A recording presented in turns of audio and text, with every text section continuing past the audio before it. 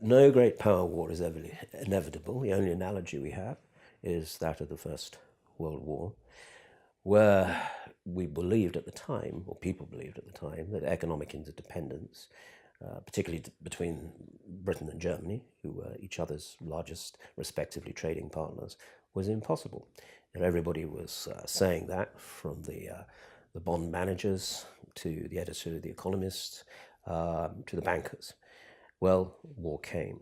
And I try to explain in the book that when you're looking at the reasons why great powers go to war, economics is not the determining factor. And the problem with economics is economists. And the problem with economists is the rational actor model to which they still subscribe.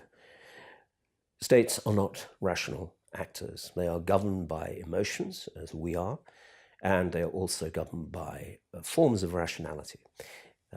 In terms of emotions, Britain and Germany were on a collision course from a very early stage because they were dominated by two emotions: fear, in the case of the British, about their position in the future as a declining power, and resentment on the part of Germany that it wasn't being given the priority that it thought it should and that it deserved. So that every single diplomatic incident became a matter of status, and Germany was suffering from status anxiety in a very big way. If you look at the situation between the United States and China today, it's exactly the same. The Americans are fearful about their position, being outproduced by the Chinese and possibly even one day outfought by the Chinese. And the Chinese are actually quite resentful about their status. And if you are a schoolboy or a schoolgirl, mid-school, looking at the patriotic history courses, you will be made very resentful because of the story and the narrative that is being drummed home about the century of humiliation and how this must never be allowed to be repeated again. When it comes to rationality, the Germans made a decision in 1914 that they had 2 years in which they could realistically go to war and hope to win, that after 1916 that situation would no longer obtain. So they decided to go to war at the very last moment. Was that a reasonable assumption on their part? No. Was it irrational?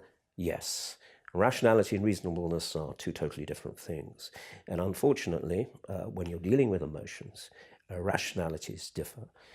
The big difference between the two situations, the First World War and today, is that in the case of China and the United States, you have two different cultures with two very different concepts of rationality. And I don't really think that the Americans and Chinese understand each other any better than the Germans and British did back 100 years ago. But even more, I think that it's very difficult for them to understand each other because essentially they're talking past one another, not to one another.